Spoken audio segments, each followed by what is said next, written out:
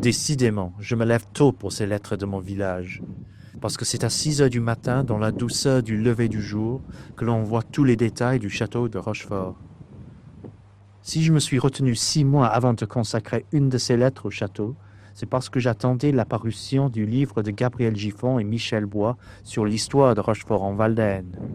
Un duo asymétrique et passionné.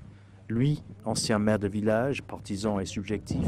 Elle, archéologue, scientifique et rigoureuse. Alors le château médiéval est vraiment le centre de la commune aujourd'hui. C'était autrefois le centre de tout un ensemble de communes qui se sont séparées à partir du XIIIe siècle, lorsque les seigneuries ont pris leur indépendance. Et aujourd'hui, c'est la particularité d'être vu des deux versants de la commune, donc d'être totalement centrale. Et c'est vrai que la vallée de la Citelle d'un côté, la plaine du côté du hameau mairie sont des choses complètement différentes, mais le château étant sur sa crête, réunit les deux vallées de façon indiscutable. Et c'est probablement à cause de ça qu'aujourd'hui il est si fort symboliquement et que tout le monde même s'y est retrouvé lors de fêtes. En plus, il remonte aux racines de la région. Et puis, c'est vrai que son nom, Rochefort, la roche fortifiée, est éminemment symbolique pour le Moyen-Âge.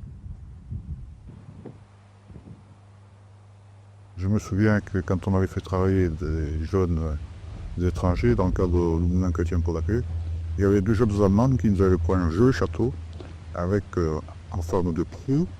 Suivre les vagues rocheuses, c'était magnifique.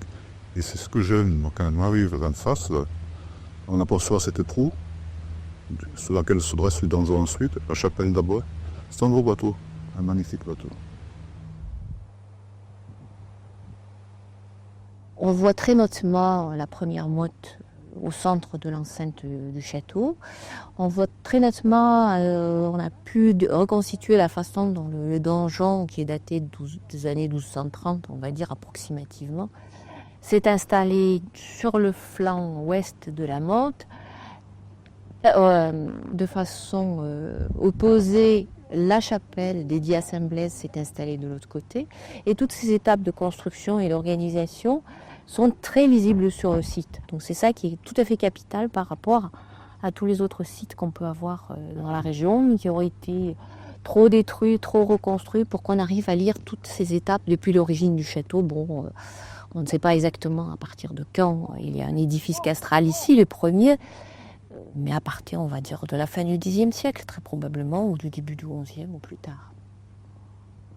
Pendant 15 ans, en vivant dans une grande ville, j'ai pu voir de chez moi un édifice bien connu qui ordonnait le paysage et marquait le passage du temps. Ici à Rochefort, nous n'avons pas de tour Eiffel, mais notre château joue pour moi le même rôle. Celui d'un point de repère dans le temps et l'espace, d'une présence millénaire et rassurante, économiquement inutile et du coup indispensable à notre bien-être. De ce château protecteur en domine une campagne paisible, plus d'armées pour le prendre d'assaut. Seulement quelques Anglais sournois qui viennent investir dans nos pierres et tourner leur regard critique sur la pureté de nos sillons.